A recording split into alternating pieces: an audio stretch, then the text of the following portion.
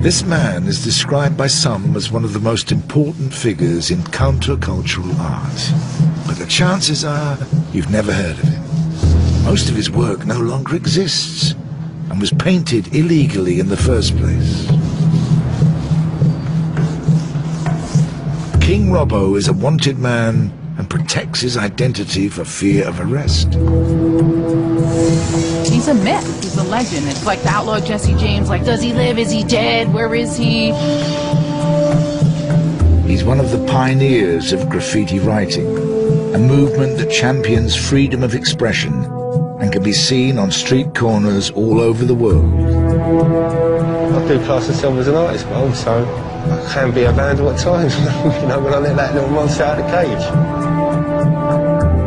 This is Banksy, the enigmatic street artist who also came from graffiti, but has sold a popular and commercially successful version back to the world.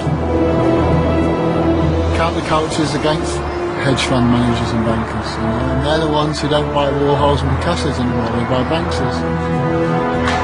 But while Robbo's graffiti writing is reviled and criminalised, Banksy's street art is feted by celebrities and endorsed by the authorities.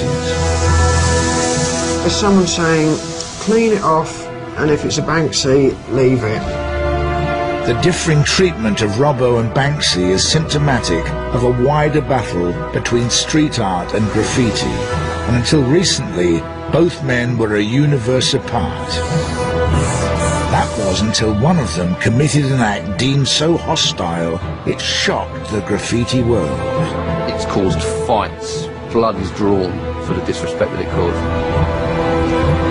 And started the most divisive art feud since Matisse and Picasso. It is a graffiti war. He started it, and, you know, I'll carry on until I'm finished.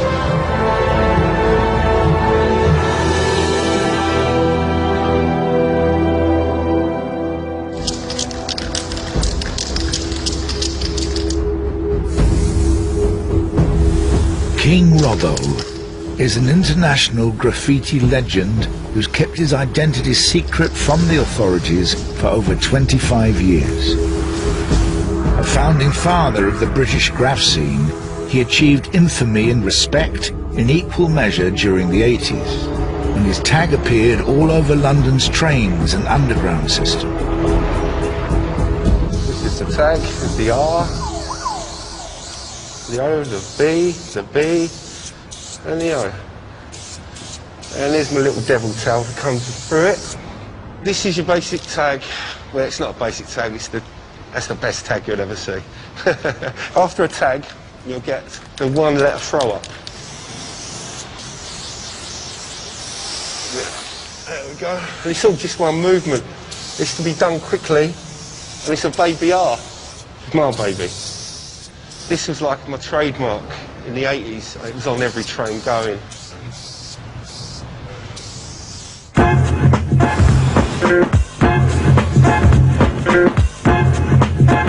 When graffiti first came across the Atlantic, it was seen as another unwanted social ill imported from America.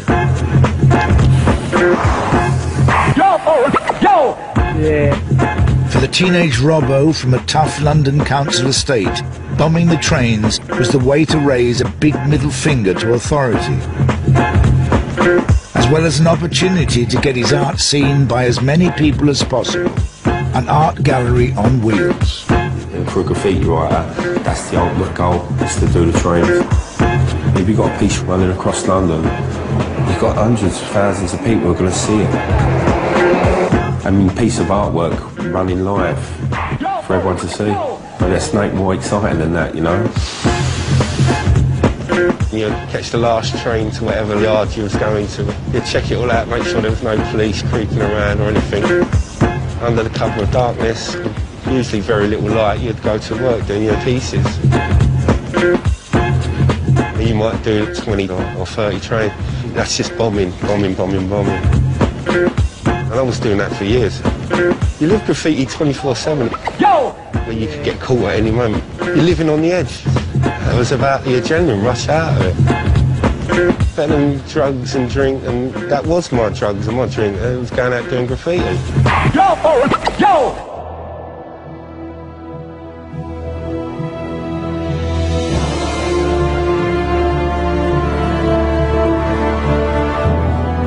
Robbo's talent and ingenuity made him the undisputed graffiti king in London in the 80s and early 90s.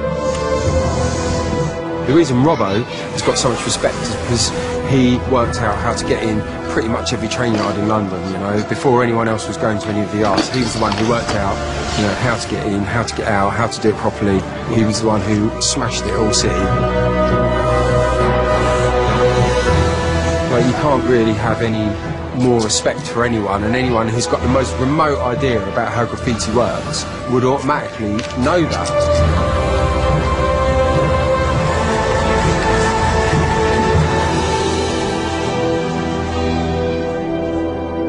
But at the height of his fame, Robbo retired from graffiti.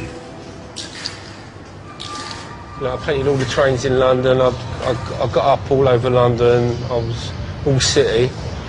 I've been all over Europe painting trains, and I've been to America and painted trains in New York. You know, I couldn't really take it much further. It was sort of time to sort of grow up and be responsible. I couldn't afford to get arrested and go to prison, because who's gonna support my children when I'm in prison? I'm no good to them there, so that's when I'll give up. All of his work gradually vanished from the walls and trains of London, except for this piece.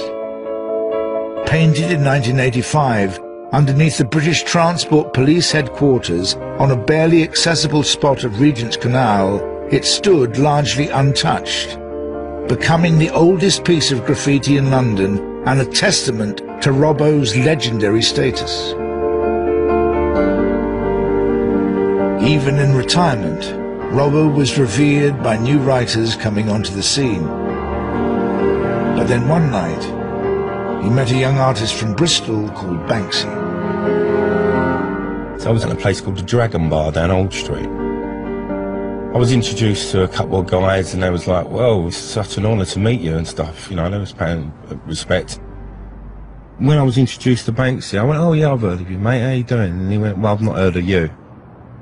Whenever I met someone, whether I heard of them or not, I always said I did hear of them. I never put no one down. And he dismissed me as a nobody, a nothing. So with that, I slapped him. I went, what, you ain't heard of me? But you won't forget me now, will you? And with that, he picked up his glasses and he ran off.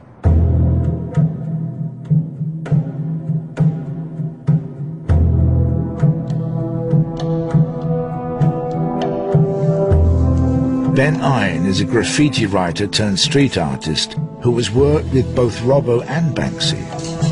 He's aware their differences are more than just personal. I knew of Robbo a long time before I met him. He was definitely one of the graffiti writers that I would kind of look up to. I've been out painting with Banksy a few times. Different, doing street art than doing graffiti. Going out with Robbo, it'd be like a can of paint and just trying to do tags in places when people aren't looking. And then going out and painting stuff with Banksy was kind of, we'd work out where it was we were going to paint it, when we could get away with it.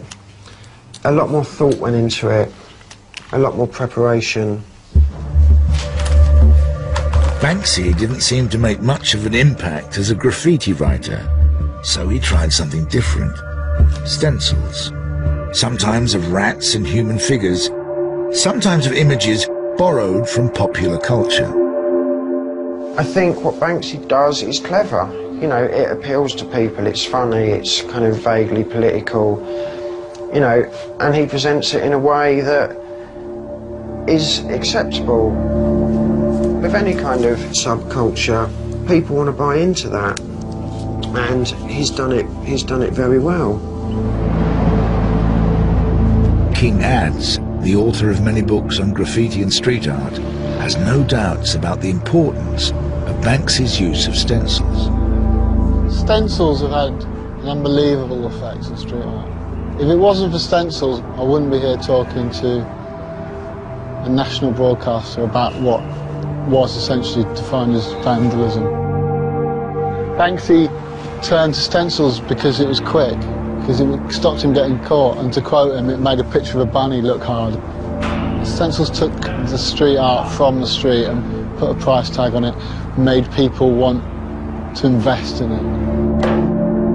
But while Banksy's work gained mainstream popularity, respect from the graffiti world was not forthcoming. Stencils is cheating. Why did he say it was cheating to do a stencil? It's just that old graffiti thing that real graffiti writers paint trains and real graffiti writers nick their paint and real graffiti writers do everything freehand, and using stencils is cheating. You know, street artists make work to sell work, to make money, to have shows in galleries, and all of that goes against what graffiti is all about. You know, graffiti is kind of about male ego and damage, and graffiti's got a lot of self-imposed rules. However, Banksy doesn't play by graffiti's rules, and never did.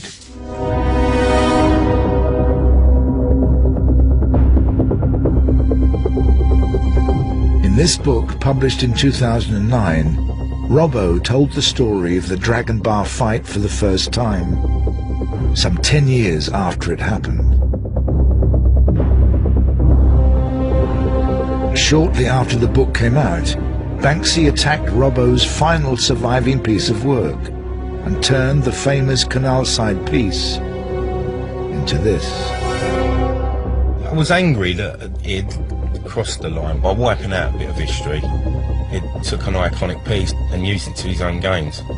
That's a no-no. Banksy declined to be interviewed, but when asked to respond to Robbo's account, he said this.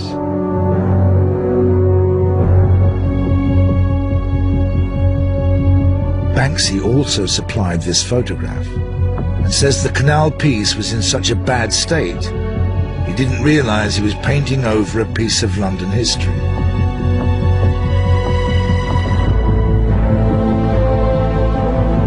Whatever the truth, Banksy's act was considered sacrilegious by many in the graffiti world,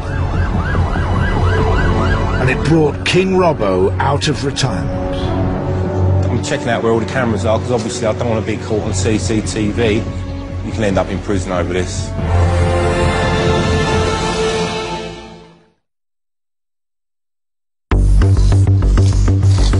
Graffiti writing has a strict code of conduct. One of the most important rules is that you never incorporate a piece by another artist into your own work without their permission.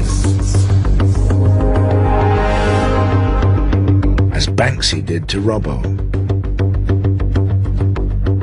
Well, for a piece to exist for 25 years in central London is like an Aztec temple or a Mayan ruin. Robbo's old piece was there for years. It was like an institution. That was just downright wrong. That is a calculated diss. The thing about graffiti is that it's territorial. It's like a dog pissing on one place, you know, it is. Robbo's piece has been up since the 80s, and Banksy came along and toyed with it. In the graffiti world, Banksy doesn't have the right to come and do that. With us graffiti writers, there is a code of conduct, and if you was going to go over someone, you'd totally get rid of that piece and produce something new there. You want to incorporate their piece into yours. If you do that, you're asking for trouble. Robbo was so incensed by Banksy's disregard for the rules of graffiti, he decided to fight fire with fire. This is where the artistic side of that argument developed. Within a week I come back, I jumped on a lilo. It was Christmas Day morning, about 5 o'clock. I was drenched and freezing cold, and I converted his wallpaper paster into him putting up King Robbo. And then he put the FUC in front of the king, so it was fucking Robbo. So I thought I'd come down here and get rid of the FUC. But now he's just had enough and he's painted over it. It may have been Banksy or his fans, but the graffiti war continued along the canal. Banksy put quite a good one, actually. It was, I don't believe in global warming. Blanked out the global, and I turned it into war, so it said, I don't believe in war. And next year I went, it's too late for that, Sonny. He painted over it all and then put a bird with a roller head. And then I come back and I put, he's not the Messiah, he's a very naughty boy. Robbo, Team Robbo. Team Robbo, it stands for anyone that believes Banksy done a wrong move by using someone else's artwork. And once you agree with that, you're Team Robbo. It's a loosely knitted thing, it ain't a crew where you've got to be invited into it. This one here had an huckleberry fin fishing and he pulled out a Banksy tag. I got rid of the Banksy tag and I put a placard up there saying street cred. He's not got no street cred with real writers because they just think he's a sellout who lives off graffiti. When I put street cred, he put a no fishing sign. It's pretty lame, really. What started off as tit-for-tat one-upmanship between Robbo and Banksy degenerated into a wider battle of vitriol and personal insults between Team Robbo and Banksy's fans. Then Robbo called into question Banksy's artistic integrity. He nicked the rats from Blek the Rat from France. He was the original rat stenciler. So I thought Banksy the Rat, so everyone gets the connection with Blek and Banksy.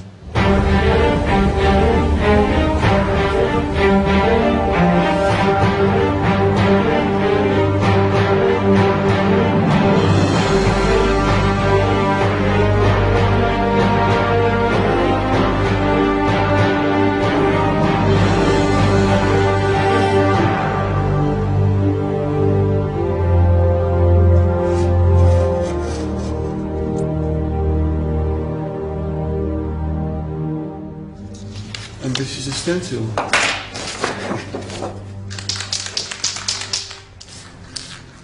This is my original rat that I used to spray in the streets of Paris in 1981.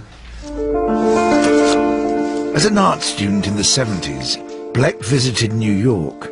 The graffiti he saw there inspired him, just as it would Robbo to produce his own graffiti. But Blek wanted to create a new style. Instead of freehand letter writing, he used stencils, first of rats, then of human figures, often with a socio-political message. One of the pivotal moments of street art was when Blek was inspired to start stenciling full-size figures in the street. That's when street art began to find its voice. It wasn't a tag, it was saying something. It must have been insane walking through Paris in the 80s and you turn a corner and there across the street would be a figure. It's almost ghost-like. He didn't know what was going to happen. He didn't know that in 20, 25 years he was going to be hailed as the godfather of street art. He was just doing it.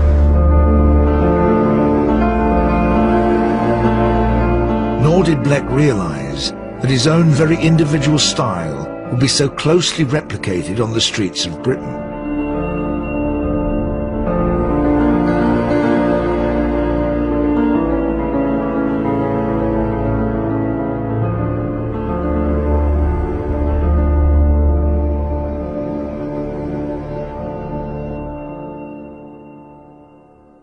I used to make a lot of soldier. When I see Banksy making a soldier, or when I see Banksy making a Madonna with a child, or when I see Banksy making rats, of course, I see immediately where it takes the idea.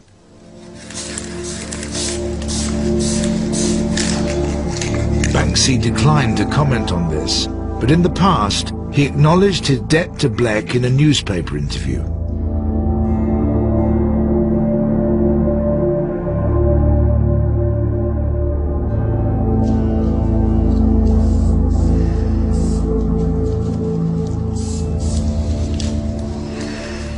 Do you feel a bit cross and a bit angry?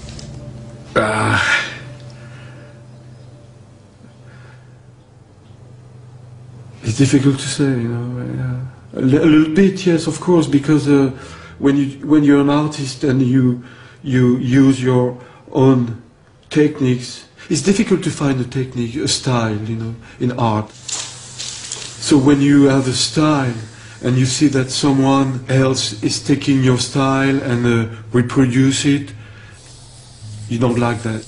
I'm not sure about his integrity, you know. With the Banksy Robbo thing, as an artist, is that a very bad thing if you have a piece that's 25 years old? To have something paint over? Yeah. It's absolutely terrible. Maybe he has to show his face now and say, I'm Banksy, and show that kind of guy he is. Because it's true that some people say, oh, Banksy is a prick, and other people have, a lot of young people, they consider Banksy like a god.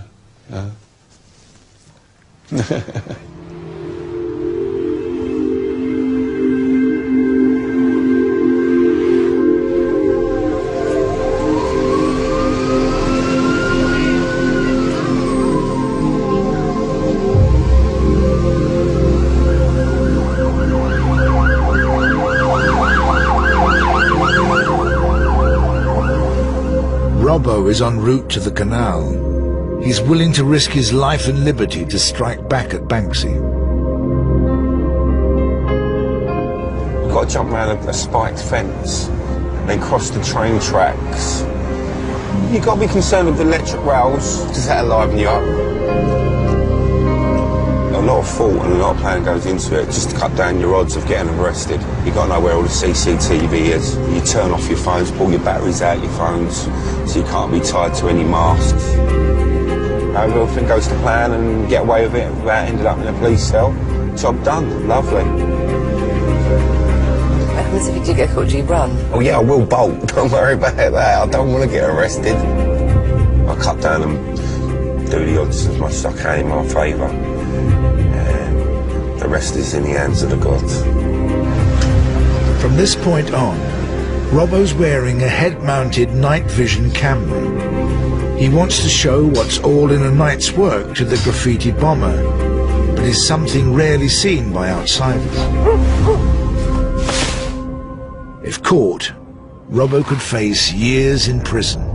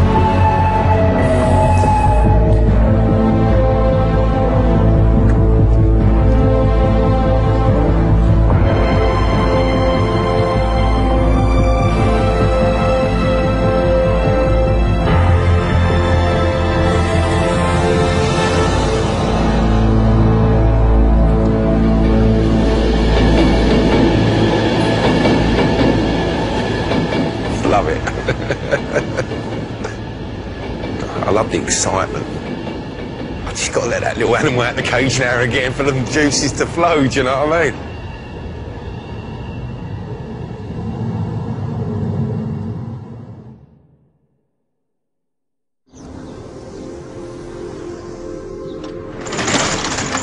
A short walk down the towpath from the scene of Robbo's battle with Banksy, the graffiti war is raging on another front.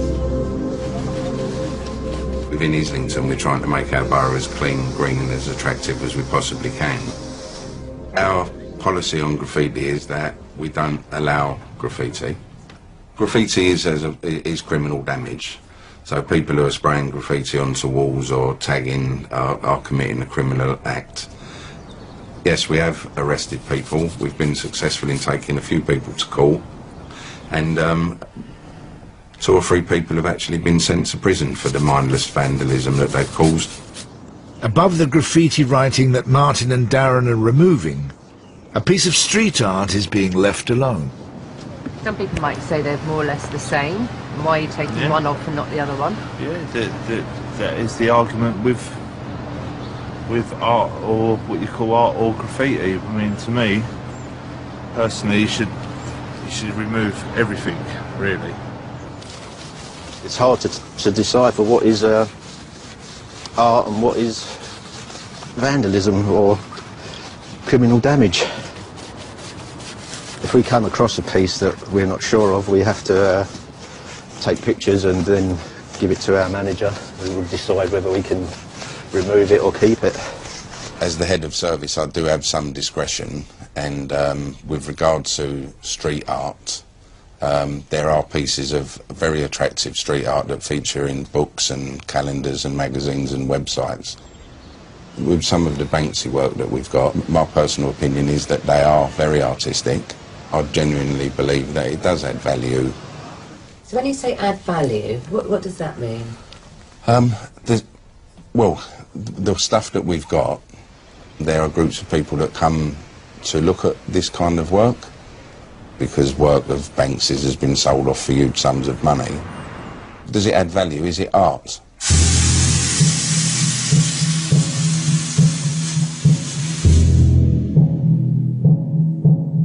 Graffiti writers see the approach by councils across the UK as double standards. Writers routinely attack Banksy pieces in the street, leaving the onlooker in no doubt as to which guerrilla artists they support in the graffiti war.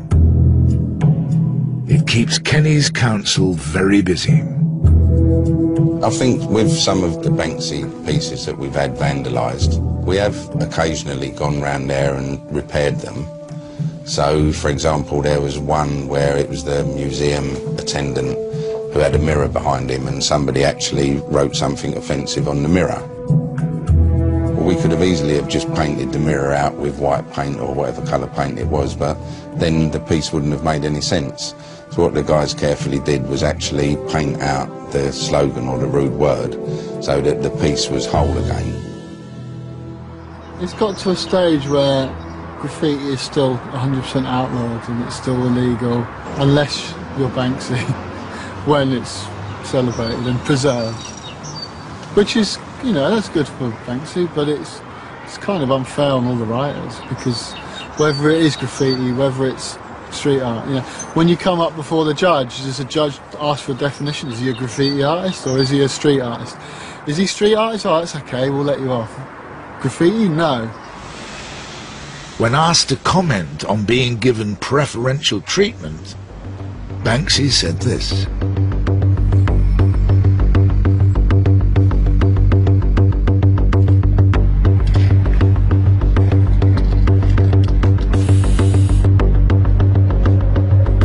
Robbo is preparing to attack another Banksy piece. Where's the camera looking? But while Banksy is protected under perspex, Robbo risks arrest and prosecution for criminal damage. See how quick and easy it is to do a stencil. No skill whatsoever. Someone seems to be stopping and looking. Fucking hell. It's looking off the butt of me. Right, mate? Yeah.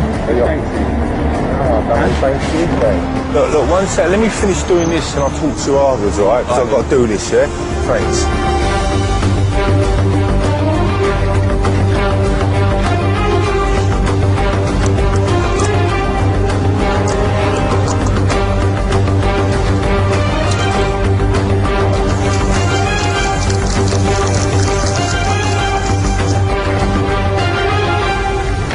It's as easy and simple as that on a stencil.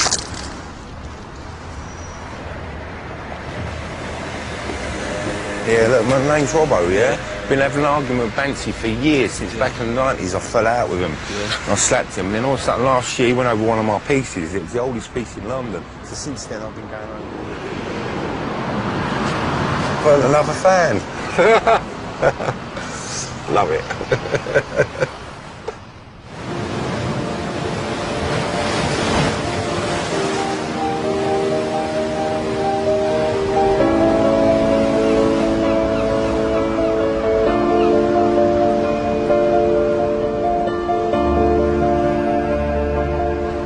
Why has it got perspex on it? Because someone from Team Robbo chucked paint over it and put a little Hitler moustache on the kiddie, and the council came down. They cleaned the graffiti off of it and stuck a sheet of perspex over it, and now it's protected for all eternity, so everyone can appreciate it. Which is quite funny. The irony of councils cleaning graffiti off of street art and then protecting it. It's pretty mad. But it's gone beyond the realm of local politics. Barack Obama used street art to become president. David Cameron used street art to become his friend. Yeah, I got a painting in the White House. But do you know where it's hanging? Toilet. In this room of unwanted gifts, I don't know. I don't know. This is called 21st Century City, painted by Ben Ine and given to Barack Obama by David Cameron in 2010 on his first state visit to Washington. I thought it was quite interesting because I'd obviously been arrested a few times and I've got a criminal record. Before his international success as a street artist, Ben was an infamous graffiti writer. That was the thing that got me arrested loads and loads and loads. I used to run around everywhere tagging that. How many times did you get arrested?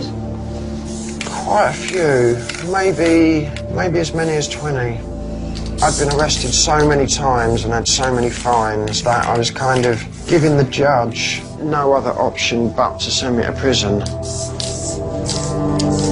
Faced with a bleak future, Ben changed his approach.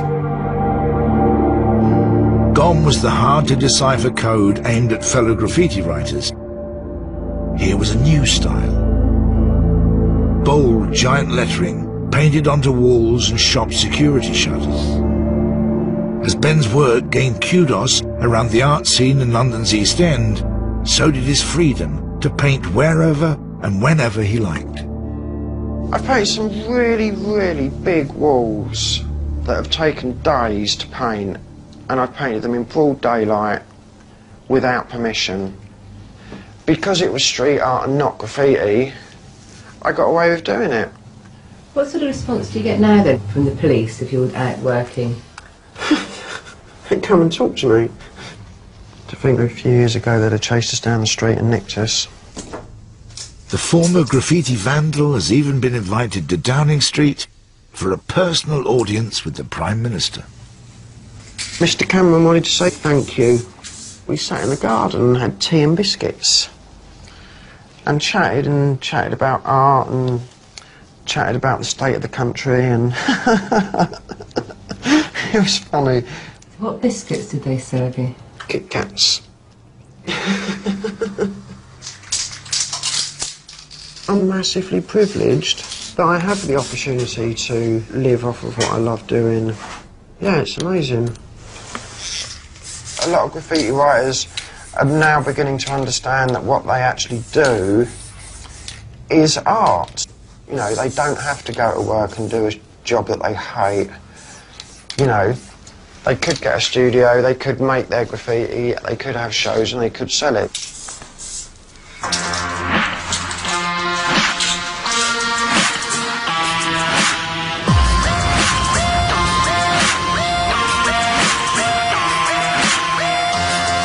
This is Mecca for the world's best street art and home to the galleries that bring it to a wider audience. An audience Robbo is now keen to engage.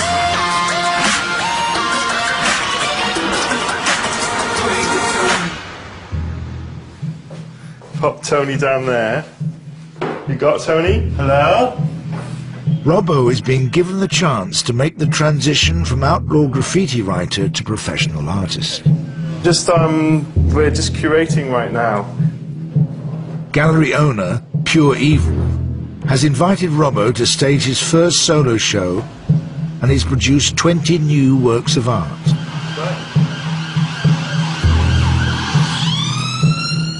Tomorrow, they go on sale to the public. Oh, they look nice up. You make an entrance, don't you?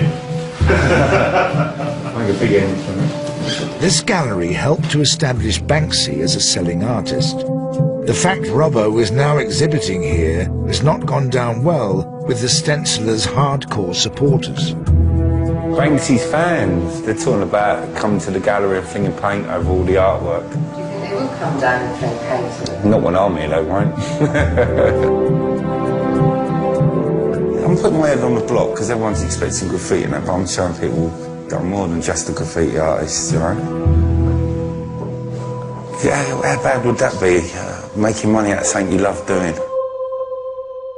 The future Robbo wants, where he makes a living from his art, depends on whether or not this show is a success. So I'm on the eve, life-changing fucking experience, really. I never thought I'd ever do this. That art, when I was doing it, I never thought I'd see that in a gallery. I just wanted to see it on every train. Now look, it's hanging up. It's all about the art, baby. The art. I just hope everyone comes and has a good time, and, you know, with an open mind. Let me into their world. That'd be nice.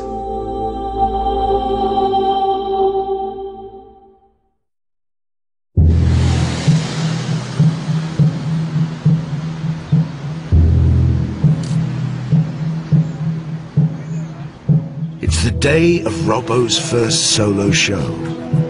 With so much riding on its outcome, he's waiting anxiously in a bar around the corner.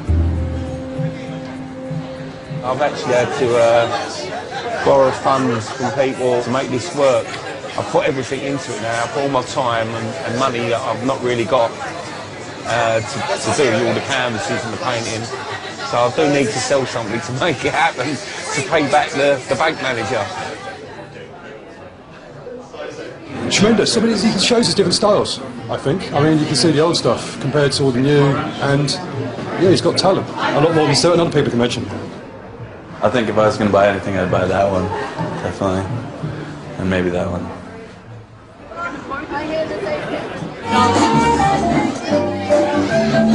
Hello? It's rammed. It's completely rammed. There's loads of people standing outside, lots of people standing upstairs, wandering around looking at the art. I've got one guy who's reserved 2 pieces. No! Also spotted in the crowd are 2 members of Team Banksy, a business associate and Banksy's PR agent. Excuse me, I'm sorry to interrupt. Can I ask what you think about Robbo's exhibition? I'd rather not, it's alright. Yeah. I bet she's just come down to see if I'd used him in any way, shape or form. At the end of the day, all my stuff down there is not slagging off Banksy. Our war on the street, it's between us. Right, it's entertainment for everyone else, but when I do my show, it ain't about slagging Banksy off, it's about showing people I'm an artist. And that's what I've got tonight.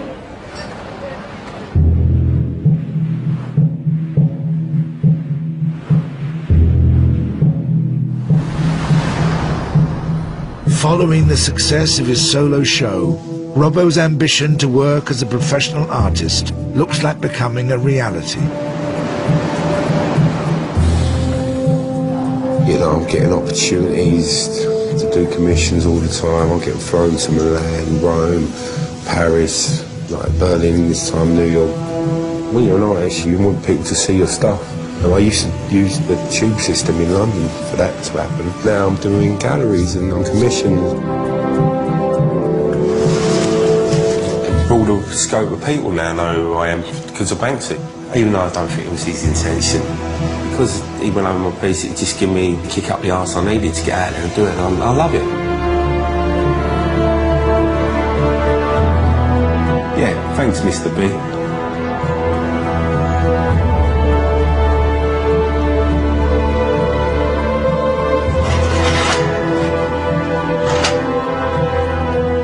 Robbo's been commissioned to promote a film premiering at the Berlin Film Festival, and he's painting a portrait of the film star on this wall.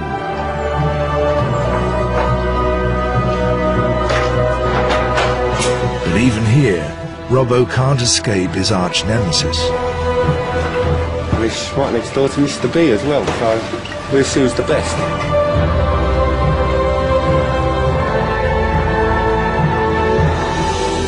Let the art talk for itself. I'm going to do it freehand, whereas he can only stencil.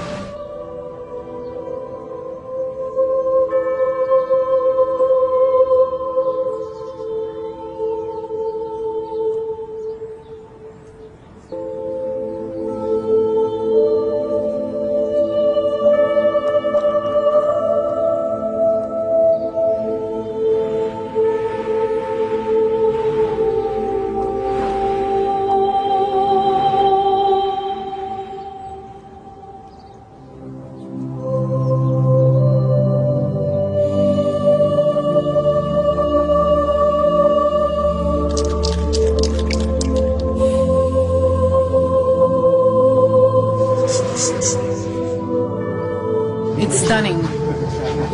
I'm excited for her to see it. Very pleased. I mean, like, come on, who wouldn't, right?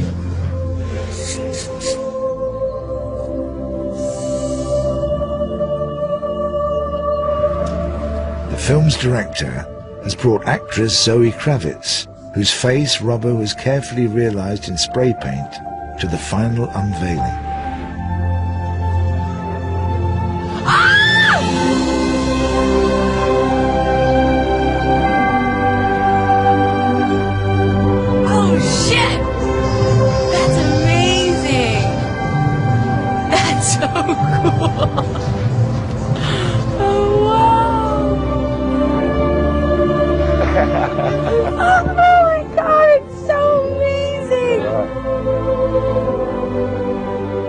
You know, he stands out for a reason, that his talent shows through his work, and you know, I think it's just the beginning for him, and I'm honored to be part of it.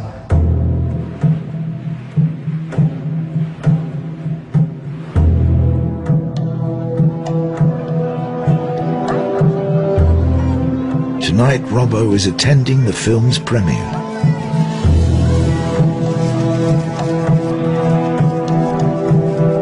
The only red carpet I've ever been on is during the 70s in my granddad's house. That's going to be a new experience. A boy from East London, he's on the red carpet in Berlin, hanging about with directors and stars.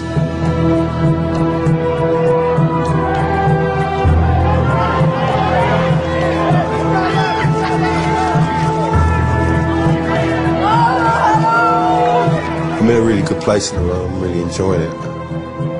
And I'm just looking forward to the future.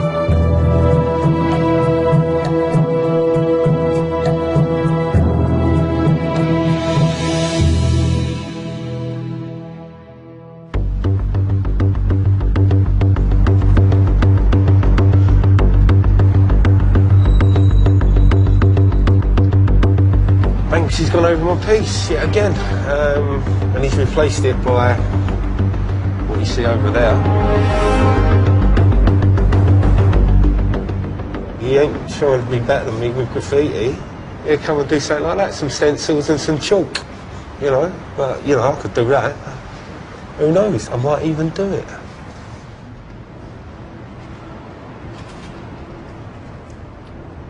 So is the war over? It's definitely not. How can it be now? He's had the last say and I can't have that.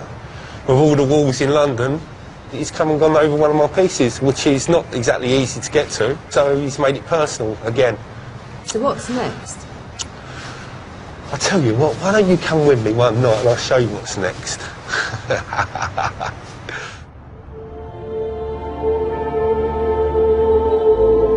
Robbo would never get his chance to retaliate against Banksy. Just days after this filming took place, he was found unconscious in the street with life-threatening head injuries.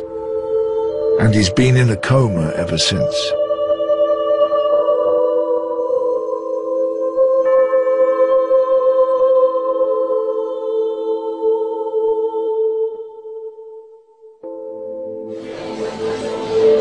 A Team Robbo exhibition goes ahead, giving friends and family the chance to celebrate the man whose career inspired a generation of graffiti writers, and who poignantly was just about to get the respect he wanted as an artist.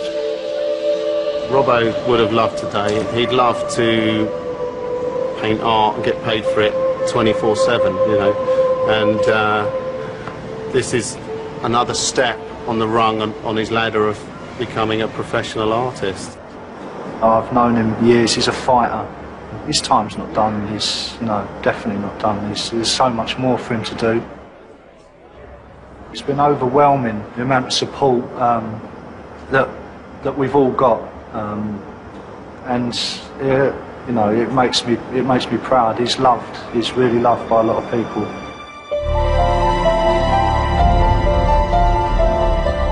Out on the streets, the graffiti community is showing support by paying tribute to its king. And the war between street artists, graffiti writers, and the authorities continues.